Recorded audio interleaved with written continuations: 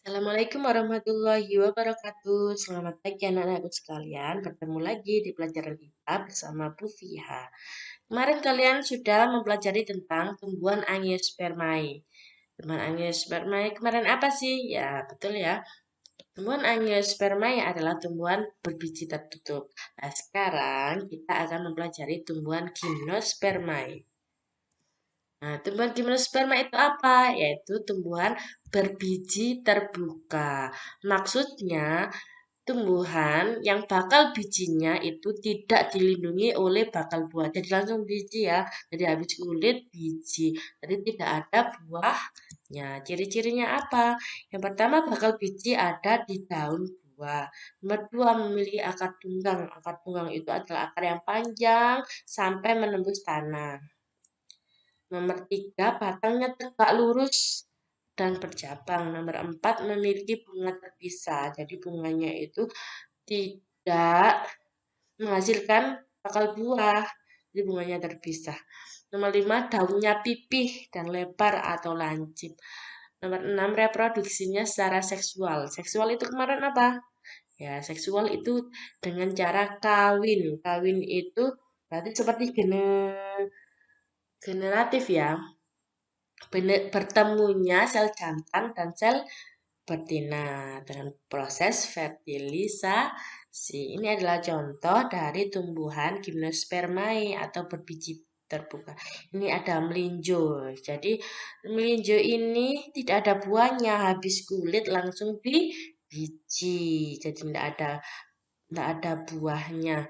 Lalu ini ada pinus. Pinus juga kan keras ya, tidak ada buahnya. Ini adalah berbiji terbuka. Bijinya tidak dilindungi oleh bakal buah. Nah, sekarang teknologi perkembangbiakan pada tumbuhan. Yang pertama ada hidroponik, yang kedua ada kultur, dan yang ketiga ada kultur jaringan. Nah, hidroponik biasanya kalian sudah pernah lihat kan? Nah, ini dengan menggunakan media paralon. Jadi kita tidak perlu misalnya di perumahan itu tidak di perumahan kalian rumahnya biasanya kan sempit, tidak ada lahan untuk menanam. Nah, kalian bisa menggunakan hidroponik dengan paralon. Paralon ini kan nanti diisi air mengalir dengan mengandalkan zat hara atau pupuk ya. Nomor 2, ada yang namanya verticulture. Verticulture ini kalian hanya menggunakan botol plastik bekas, lalu dikasih tanah, lalu diisi tanaman digantung. Nah, ini bisa menghemat lahan ya. Nah, salah satu teknologi perkembangbiakan pada tumbuhan. Ini sering kita jumpai ya. Nah, kalian di rumah bisa memanfaatkan ini botol bekas kalian, jangan dibuang. Nah, bisa dimanfaatkan untuk pot tanaman. Nah, digantung di rumah kalian. Ada yang namanya kultur jaringan. Tahap teknik kultur jaringan adalah, nah ini ada bunga, diambil daunnya, tapi tidak semuanya, di, diambil sebagian. Nah, daunnya, terus dikasih media John Petri, lalu biasanya dikasih kapas, jaringan daun ya, lalu akan tumbuh namanya kalus. Lalu lama-kelamaan tumbuh menjadi tunas daun. Setelah itu ditaruh di air.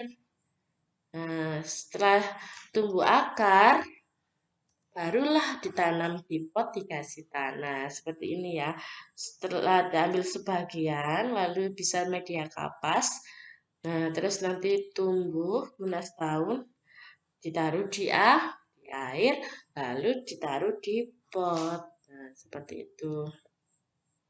Selanjutnya, kalian akan mempelajari tentang sistem reproduksi dari tumbuhan paku dan lumut.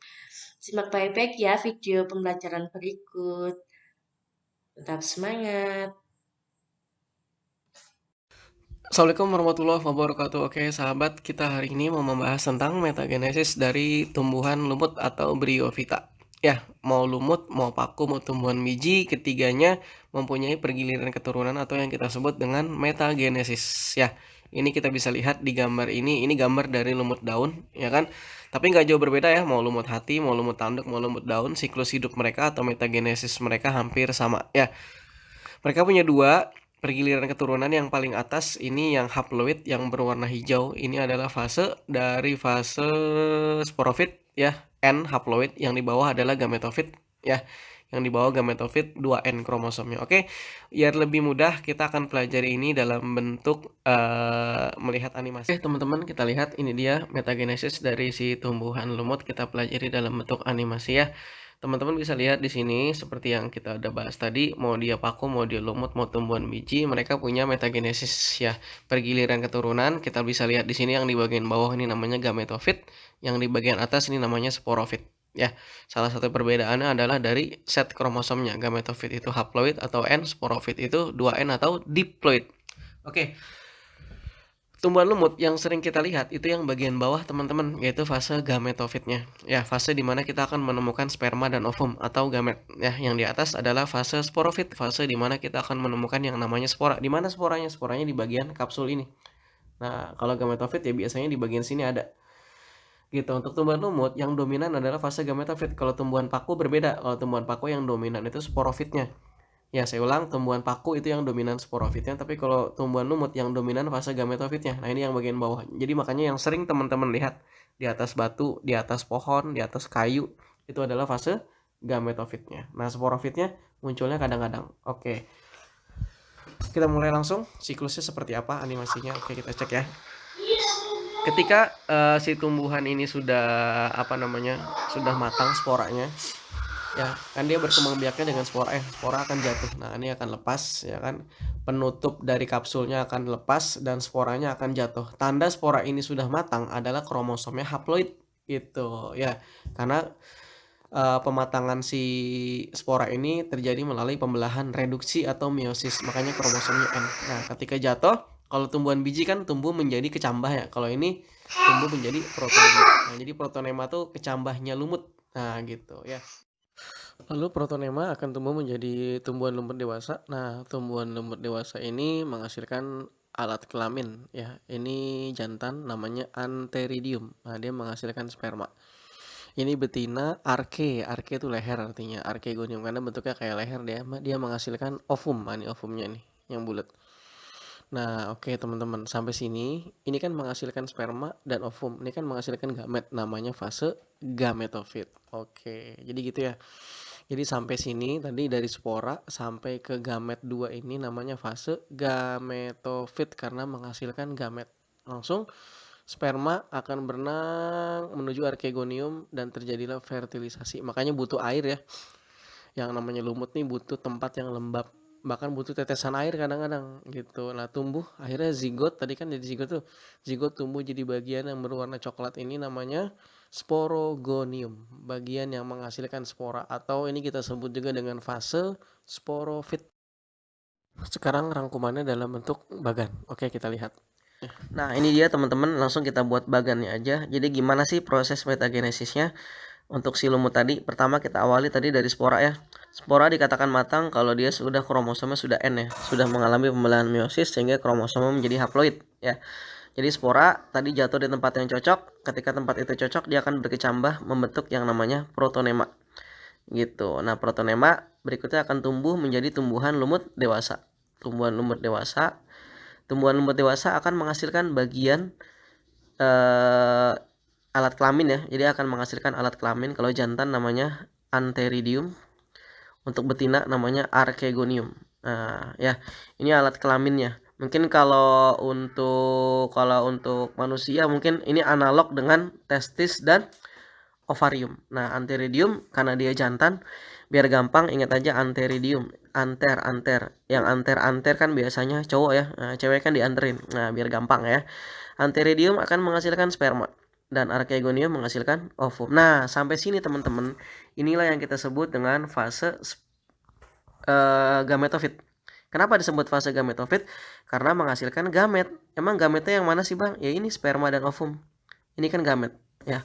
Jadi sperma dan ovum ini kita sebut dengan gamet. Karena dia memproduksi gamet, makanya kita sebut dengan fase gametofit gitu. Ya, udah kelihatan ya di fase gametofit ini Tumbuhan lumut dewasanya ada di sini. Makanya fase gametofit ini adalah fase yang dominan, fase yang mendominasi kehidupan atau metagenesis dari si tumbuhan lumut atau bryophyta. Kita lanjutkan. Berikutnya adalah fase sporofitnya. Tinggal kita lanjutin aja. Jadi si sperma dan ovum ini akan kawin, akan fertilisasi.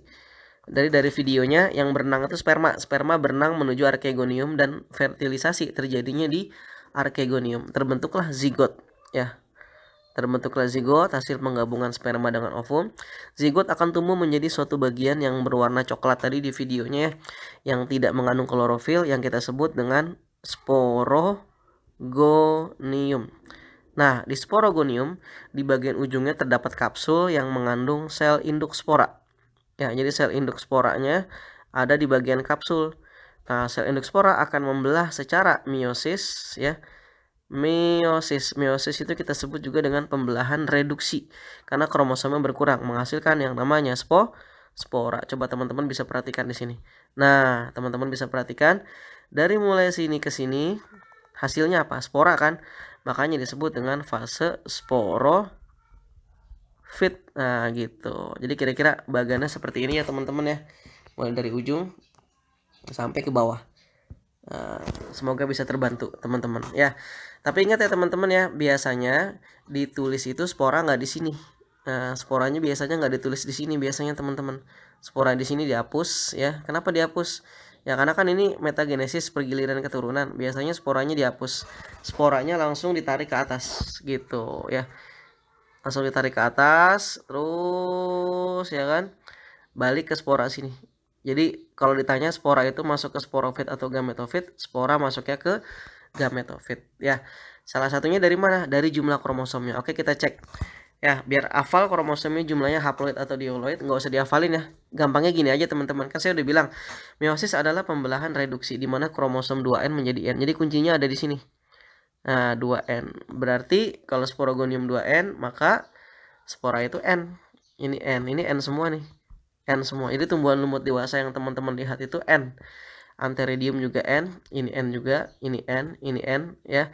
Jadi sperma dan ovum itu kromosomnya N, bukan terbentuk dari meiosis ya. Sperma dan ovum itu terbentuk lewat mitosis, itulah perbedaannya. Jadi sperma dan ovum terbentuk melalui proses mitosis, bukan meiosis. Sperma dan ovum ketemu jadi 2N. Tuh ya. Akhirnya kita simpulkan bahwa gametofit itu N, sporofit 2N ya. Gametofit bisa fotosintesis karena mengandung kromosom. Nah, dan sporofit nggak bisa karena nggak ada yang mengandung klorofil. Jadi tidak bisa fotosintesis ya. Jadi tidak bisa fotosintesis. Kita coret ya. Nah, itu perbedaan antara gametofit dan sporofit. Nah, yang dominan mana? Gametofit. Dominan. Kok bisa disebut dominan? Iya, karena tumbuhan lumut dewasanya ada di sini. Oke, itu kira-kira teman-teman pergiliran keturunan dari si lumut. Ya, untuk yang berikutnya kita akan pelajari video berikutnya tentang paku seperti apa. Ya, semoga bisa membantu. Terima kasih. Assalamualaikum. Assalamualaikum warahmatullahi wabarakatuh. Oke, sahabat semua, kita mau membahas hari ini materi tentang apa ya? Metagenesis Pteridophyta atau tumbuhan paku. Ya, di video sebelumnya saya pernah men-share video tentang metagenesis pada lumut atau bryophyta. Nah, sekarang pada paku. Nah, teman-teman bisa lihat di sini pergiliran keturunannya ya. Metagenesisnya kita bisa lihat yang paling atas ada garis berwarna hijau ya. Hijau apa biru nih? Hijau ya. Berwarna hijau ini menggambarkan fase haploid ya atau fase gametofitnya, fase di mana gamet dihasilkan. Ini gametnya sebelah kanan. Nah, yang di bawah ini menunjukkan fase sporofitnya yang garis warna coklat ya. Jadi yang di atas itu gametofit, yang di bawah sporofit. Nah, kita mau mempelajari gimana sih prosesnya, ya kan? Biar bisa lebih jelas ya. Kalau di lumut kan tumbuhan lumut dewasa itu ada di fase gametofit. Nah, kalau ini tumbuhan paku dewasa kok di fase sporofit ya, yang bagian bawah. Nah, kita akan lihat seperti apa sampai akhirnya kita bisa membuat bagan seperti ini. Nah, harapannya nanti kita bisa membuat bagan seperti ini, ya kan? Dimana mulai dari spora sampai jadi spora nih, yang mana yang sporofit dan yang mana yang gametofit ya. Insya Allah dengan melihat video animasi yang saya ambil dari YouTube ya, teman-teman bisa lebih paham. Kita akan lihat, kita akan buat bagian seperti ini setelah kita lihat videonya. Oke, kita simak videonya dulu. Diawali dari sini ya. Mulai dari sini dulu. Jadi ketika si tumbuhan paku itu sudah dewasa, ditandai dengan dia mempunyai daun yang berspora. Daun ini kita sebut dengan sporofil. Fil itu dari kata filodia, artinya daun. Sporo, daun berspora. Teman-teman bisa lihat di sini. Ini dia gambar daun berspora, kelihatan di bawah daun ada bintik-bintik ya. Nah, jadi ketika tumbuhan paku sudah dewasa, dia akan mempunyai sporofil gitu. Nah, ketika sporofil ini di bawah, ketika spora yang ada di sporofil ini sudah matang, ditandai dengan sporanya itu kromosomnya sudah N atau haploid ya. Oke. Ketika si sporanya itu sudah matang, ya kan, dia akan jatuh di tempat yang cocok. Nah, ini ya. Jadi kita awali dari sini dulu. Spora jatuh di tempat yang cocok, ya kan? Kalau pada lumut, kita masih ingat ketika spora jatuh di tempat yang cocok, dia akan berkecambah membentuk protonema. Nah, untuk paku, dia bukan jadi protonema, tapi namanya protalium. Jadi protalium itu mirip kayak kalau kita nanam biji berkecambah. Nah, ini kecambahnya namanya protalium ya. Oke, ini dia. Spora jatuh, tumbuh menjadi protalium. Nah, yang bentuknya kayak love ini ya, warnanya hijau ini. Nah, ini protalium. Inilah protalium. Protalium mungkin jarang kita lihat ya, karena ukurannya kecil. Mungkin kalau saya bilang perkiraan sekitar, kalau nggak salah sekitar 1 cm ya, 1 cm ya, jadi kecil banget. Nah, di protalium inilah, atau protalus atau protalium sama aja, yang berwarna hijau ini, disinilah kita akan menemukan yang namanya alat kelamin dan menemukan gamet. Jadi jadi gamet itu akan dihasilkan di bagian protalium ini gitu. Nah, di protalium ini kita akan menemukan nih ada alat kelamin. Ini yang kita lihat, ini jantan ya. Ini jantan, ini antheridium, dan di bagian belakang ceritanya nih. Nah, ini archegonium. Antheridium menghasilkan sperma, archegonium menghasilkan ovum. Nah, jadi gitu ya. Jadi si gametofit ini atau si protalium ini akan menghasilkan alat kelamin, dan alat kelamin ini akan menghasilkan gamet. Nah, ini dia spermanya, dihasilkan dari antheridium. Dia akan bergerak menuju archegonium, bertemu dengan telur. Inilah yang disebut dengan fertilisasi. Jadi pembuahan terjadi di sini di archegonium. Berikutnya ya, zigot terbentuk. Zigot akan tumbuh menjadi tumbuhan paku dewasa. Gitu. Nah, nanti paku dewasa balik lagi ke tadi. Nah, paku dewasa tadi akan membentuk daun yang berspora lagi atau sporofil dan seterusnya. Jadi kira-kira fasenya seperti itu teman-teman ya. Sekarang tinggal kita buat aja bagannya seperti apa. Oke, kita lanjutkan, kita ke pembuatan bagannya setelah kita lihat video animasi tadi ya. Oke teman-teman, kita awali dari spora. Nah, tadi ada sporofil, di bawah sporofil itu terdapat spora. Ketika spora itu sudah matang, dia akan jatuh di tempat yang cocok dan spora akan tumbuh menjadi protalium atau protalus sama aja. Nah, di protalium muncul alat kelamin. Jadi nggak jadi tumbuhan paku dewasa tapi muncul alat kelamin dulu ya, yaitu antheridium untuk jantan. Ingat anter itu kalau cara ngafalinnya, yang anter kan cowok ya. Nah, cewek kan dianterin biasanya. Jadi antheridium itu jantan, dan betina archegonium ya. Oke, yang jantan ngasilin sperma, archegonium menghasilkan ovum. Nah, sampai sini teman-teman, ini yang kita sebut dengan fase gametofit karena menghasilkan gamet. Apa sih gamet? Sperma dan ovum. Nah, namanya fase gametofit karena menghasilkan gamet. Oke, ini dia fasenya. Nah, jadi tidak ada tumbuhan paku dewasa di sini. Nah, yang berikutnya adalah selanjutnya masuk ke fase berikutnya. Sperma akhirnya akan berenang menuju ke ovum, ke archegonium. Mereka akan fertilisasi menjadi zigot ya. Zigot akan tumbuh menjadi tumbuhan paku dewasa ya. Jadi tumbuhan paku dewasanya di bawah, tidak seperti lumut. Tumbuhan paku dewasa. Nah, Ketika tumbuhan paku ini sudah dewasa, dia akan menghasilkan daun yang berspora. Namanya sporofil. Nah, sporofil ini mengandung spora, ya, sporangium, sel induk spora, sama aja ya. Nah, sporangium ini suatu ketika akan mengalami pembelahan meiosis, ya, atau pembelahan reduksi, ya, sehingga menjadi spora yang matang, dan spora akan balik lagi ke atas tadi. Nah, balik lagi ke atas sini ya. Nah, teman-teman bisa lihat di sini fase di mana spora dihasilkan. Dari sini, dari zigot sampai spora, ini kita sebut dengan fase sporofit. Oke, ya, tapi seperti biasa ya teman-teman ya, spora ini tidak kita masukkan ke sini, ya kan? Cuma ini biar gampang aja. Jadi spora ini kan nanti balik lagi ke atas. Ya, jadi bagiannya saya buat ke atas ya. Jadi saya buat bagiannya seperti ini. Nah, kita buat ya. Oke. Nah, jadi ke atas lagi nih teman-teman, balik lagi. Spora ke sini. Sorry, nggak muat ya. Nah, ini dia. Tuh, ke atas. Ya, gitu. Jadi sporofit itu sampai sporangium aja sebenarnya. Nah, kita sekarang cek kromosom dari mereka. Ya, kuncinya kan di sini ya, di meiosis. Meiosis itu pasti 2N. Sorry, meiosis itu pasti 2N menjadi N. Nah, berarti spora itu pasti N ya. Ini kromosomnya N, haploid N juga. Ini N, ini N. Dan pembentukan sperma dan ovum bukan meiosis. Kan biasanya kalau pada hewan pembentukan sperma dan ovum itu meiosis. Nah, kalau di paku dan lumut itu mitosis. Jadi N. Ini N. Nah, ya. Oke, jadi bisa kita simpulkan gametofit itu kromosomnya N, ya. Lalu N ketemu N, sperma ketemu ovum jadi 2N. Paku dewasa 2N. Itulah perbedaan antara lumut dan paku. Kalau lumut, tumbuhan lumut dewasa itu kromosomnya N, tapi kalau paku dewasa kromosomnya 2N.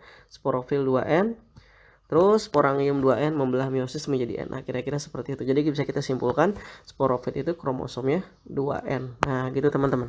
Dan apalagi yang lainnya? Nah, yang lainnya adalah yang kalau pada paku yang dominan itu adalah fase sporofitnya, karena tumbuhan paku dewasa itu di sini, di sporofit. Jadi ini fase yang mendominasi ya dibandingkan fase gametofit. Apalagi perbedaan yang berikutnya, kalau kita lihat tadi gambarnya gametofit, kalau kita ngomong gametofit pasti kita akan tertuju ke sini. Jadi protalium ini bisa kita tulis dengan kata atau gametofit boleh, karena kalau kita nyebut gametofit pasti sub arah yang kita lihat adalah protaliumnya gitu. Jadi bisa kita simpulkan kalau kalau untuk protalium itu atau gametofit boleh teman-teman nyebut kayak begitu ya. Dan protalium kalau kita lihat warnanya hijau ya, jadi dia bisa berfotosintesis. Fotosintesis ya, jadi gametofit bisa fotosintesis. Dan kalau kita lihat ke sporofit pasti arahnya tumbuhan paku dewasa, warnanya hijau kan, jadi bisa fotosintesis juga. Itulah perbedaannya. Pada paku sporofit bisa fotosintesis, gametofit bisa fotosintesis. Sedangkan kalau pada lumut yang bisa berfotosintesis hanya fase gametofit saja. Oke, itu kira-kira teman-teman dari hasil kita lihat animasi tadi, hasilnya seperti ini. Nah, kalau ada pertanyaan tinggal tulis di komen. Oke, semoga bermanfaat. Terima kasih. Assalamualaikum.